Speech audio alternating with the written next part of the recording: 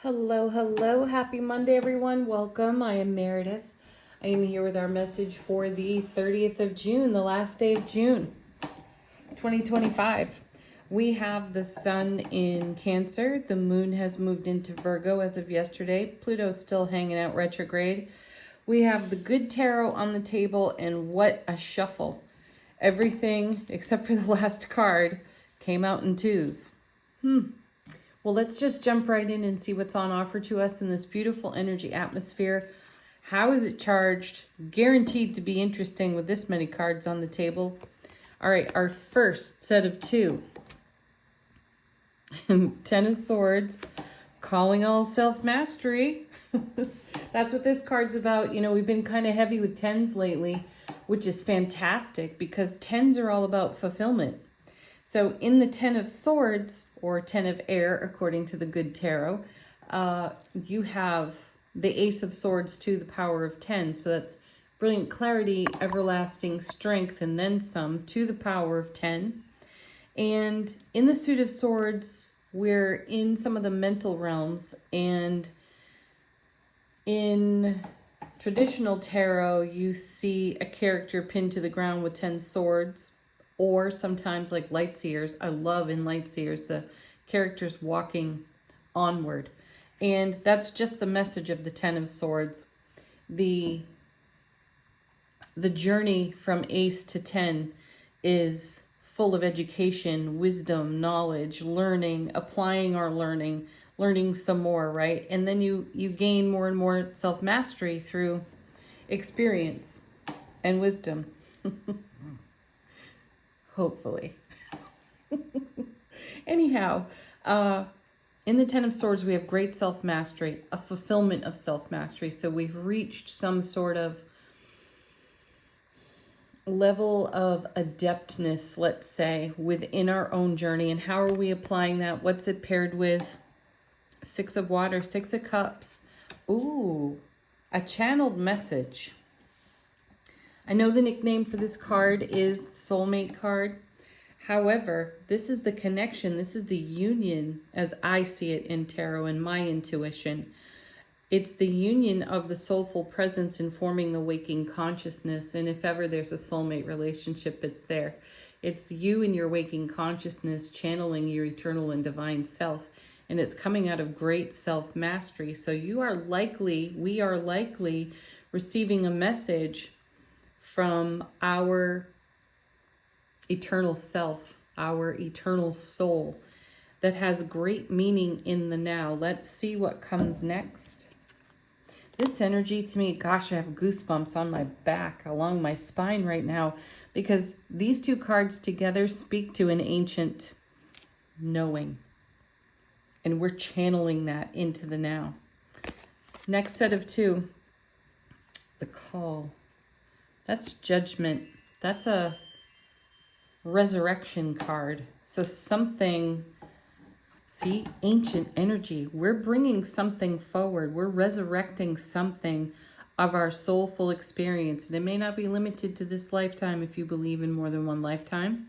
You may be answering the call from an ancient aspect of your soul, your soulful presence. Judgment's paired with, gosh, look at this, the Magician.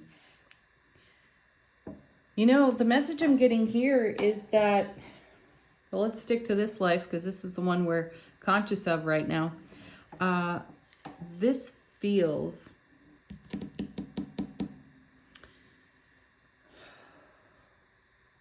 I feel a manifestation from long ago for us that did not necessarily fulfill, or the journey of its fulfillment has been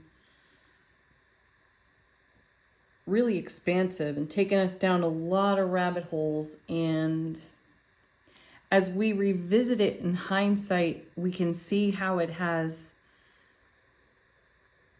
formed, reformed, fallen away, come back, transformed some more. And so whatever it is may feel as though it doesn't look so recognizable, doesn't appear so recognizable. It's the first time you dreamt this dream awake into your waking consciousness.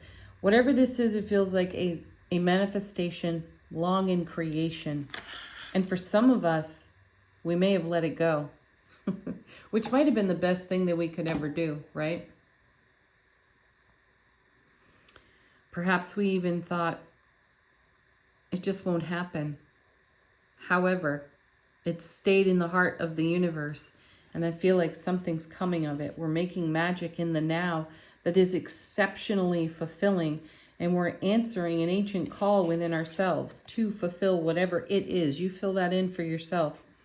Next set of cards, the first of which is Two of Air, Two of Swords, which is taking a shot in the dark. So I feel that recently each of us has brushed up against something really old, something that feels quite ancient to us or long in development. And we may have received through the Judgment card a reminder of a time when we were first weaving our magic, thank you, Magician, within our soulful presence and a harmonious connection between soulful presence and waking earthly consciousness. And I feel as though it's a seed we planted long ago and then just almost forgot about it. Because you know the journey in manifestation or creation at times, it doesn't necessarily provide a lot of evidence, and without a lot of evidence we tend to just move on. Though this feels like a seed that was so precious and important to us, and it's had a long gestation period, we'll say. So long. And some of us are just now getting fresh reminders of what we set in motion from maybe even more than a decade ago. So the Two of Swords is paired with the Three of Earth. That's the Three of Pentacles, folks. This is building something that stands the test of time. And great works, right, often take what we perceive to be a lot of time. So something that stands the test of time is coming into being as it was started, let's just say, a long time ago. Not that I'm punching clocks or watching calendars myself here. It just feels a long time coming. That's what I get here. Next set of two, Seven of Earth. See, what did I just say about seeds planted long ago?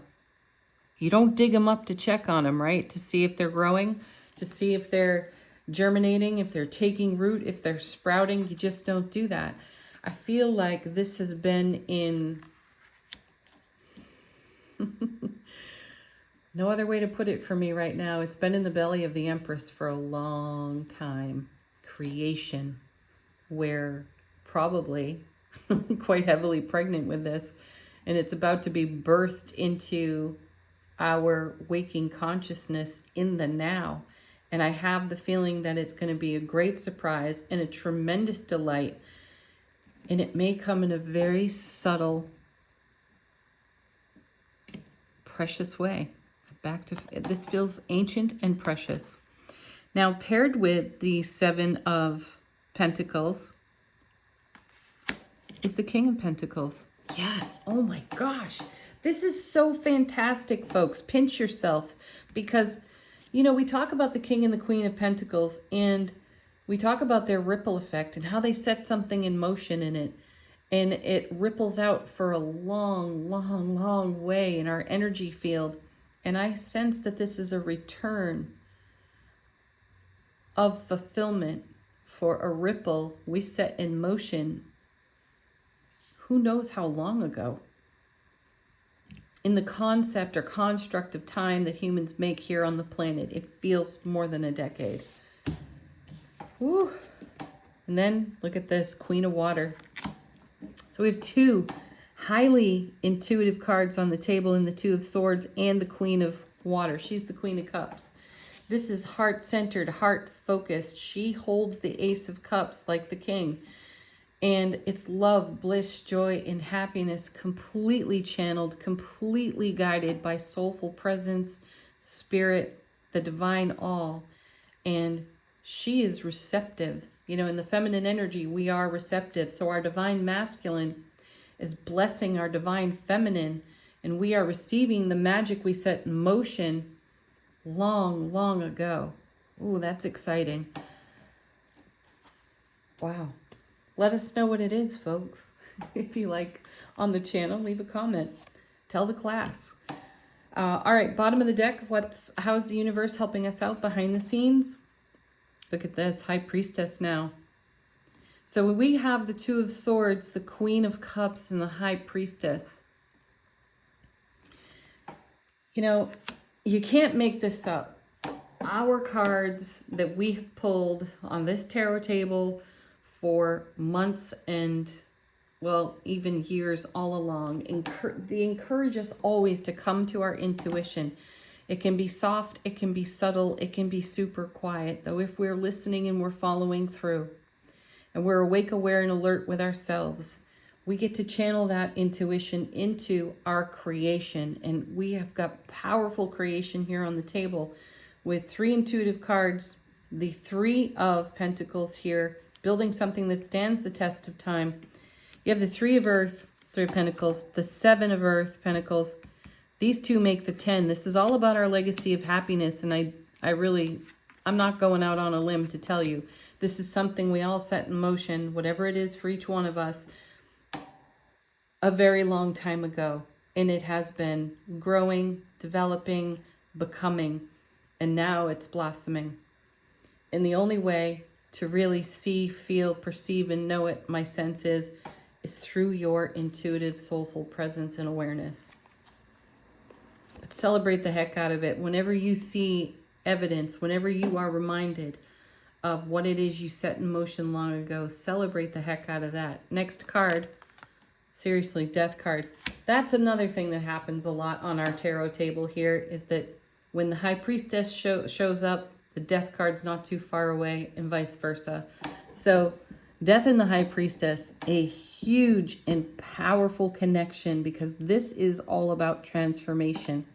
So I would say that the field of manifestation that you have been tending is so rich and fertile that you've got sprouts everywhere. And a lot of things had to come to fulfillment and closure so that we could all move on into this new energy. Fantastic. Just fantastic. 3 of Swords. What a perfect card. Another 3, by the way. And it's such a perfect card because the 3 of Swords is kind of an honoring and a remembering, a recounting, if you will, of pain, loss, and sorrow of the past, how it strengthened us, how it reshaped us and transformed us, right? Transformation in the Death card. And likely it kicked off a deeper sense of our intuitive awareness and soulful presence. So any 3 of Swords you've had and experienced in your life is celebration worthy, absolutely, in hindsight. I know in the moment that those things are rather painful, and we need to love, nurture, and heal ourselves through them. Though, look what it's creating. It's creating an opportunity for something we set in motion. It's creating an opportunity for it to come into the now. A huge blessing will come, and you'll find out. I'm actually making a prediction here. You will discover that whatever is blossoming right here, right now in these cards for you, you'll find a connection to your own 3 of Swords in it, and a choice or decision made as a result of those circumstances on your 3 of Swords that propelled you into a whole new way of loving, nurturing, creating in self-relationships, so that you could build a foundation that supports every wild, wonderful dream you have. And that's the magic that's taking place. Next, Justice. See, the scales of justice have harmonized. They've balanced. It's not the first time we've seen justice recently either.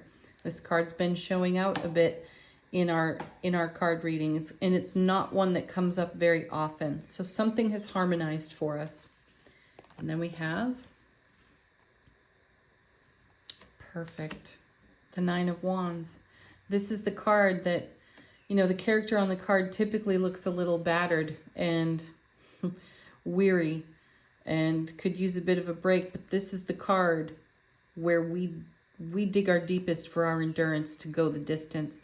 So evidence is going to appear, and it's going to reignite the fire within us to bring whatever it is that's in manifestation, that is so deeply personal, unique to each and every one of us, awake and alive on our foundation. So go the distance.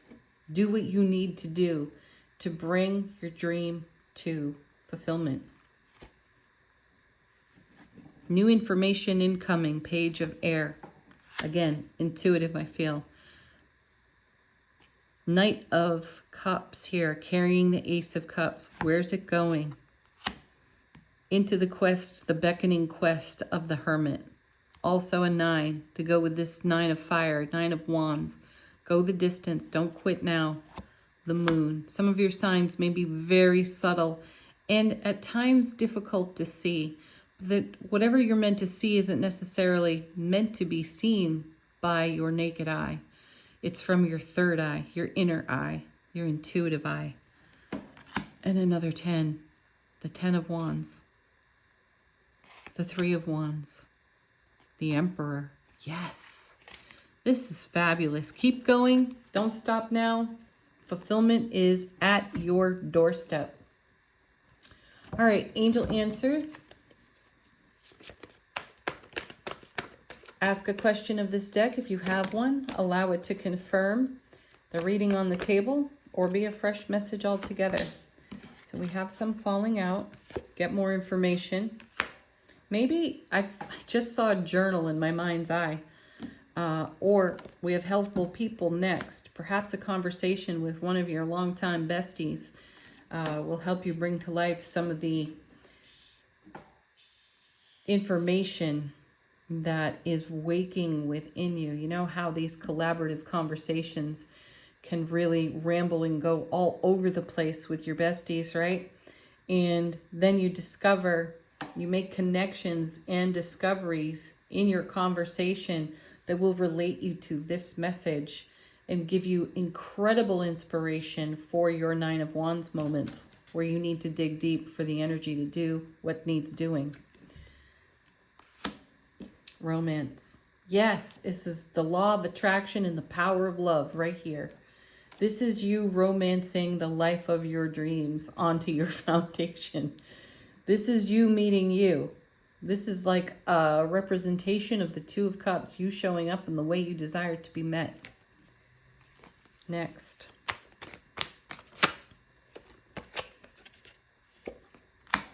Emphatic yes. Ooh. Oh, yeah. And big happy changes, folks. It's the happy that makes the big change. It's worthy of repeating every time we see this card. So stay happy. Keep investing. Keep doing what you're doing.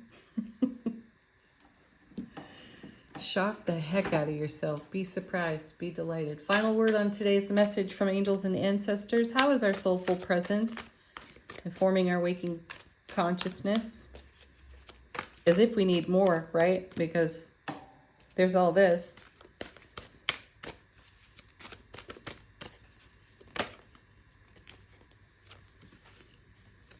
And we have the drum.